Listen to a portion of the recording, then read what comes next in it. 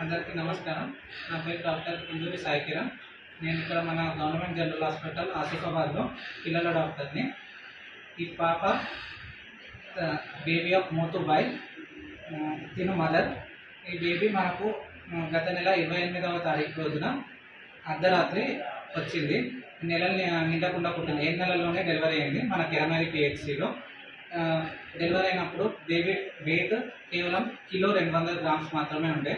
వచ్చినప్పుడు బేబీకి చాలా ఆయాసం ఉండే, అలానే బీపీ కూడా చాలా తక్కువ ఉండే. సో బేబీ ఇమ్మీడియట్ మా హాస్పిటల్కి రాగానే ట్రీట్మెంట్ అనేది స్టార్ట్ చేసాం. ఆక్సిజన్ పెట్టాము, సిప్యాప్ పెట్టుకున్నాము, అలానే బీపీ పెరగడానికి మందులు కూడా పెట్టాము, యాంటీబయాటిక్స్ పెట్టాము.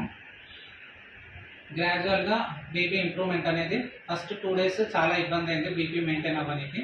తర్వాత మెల్లగా మన ట్రీట్మెంట్ తోటి మెల్లమెల్లగా బేబీ ఇంప్రూవ్ అవ్వడం స్టార్ట్ అయింది. తర్వాత 3వ రోజు మనం మెల్లగా ఫీడింగ్ కూడా స్టార్ట్ చేసుకున్నాం. ఫస్ట్ ఊజీ ఫీడ్స్ ఇచ్చుకున్నాం పైప్ తోటి. తర్వాత మెల్లమెల్లగా ఇంప్రూవ్ అవుతుంటే బేబీ కదలికలు, యాక్టివిటీ ఇంప్రూవ్ అవుతుంటే తర్వాత స్పూన్తో కూడా పాలు పట్టియడం స్టార్ట్ చేశాము. ఇప్పుడు బేబీ వెయిట్ 1.8 kgs ఉంది.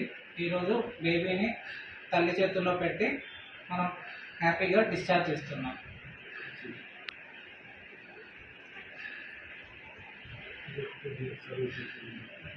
ఇప్పుడు మన ఆసిఫాబాద్లో ఇది ఎస్ఎంసి అనేది వన్ ఆఫ్ ద బెస్ట్.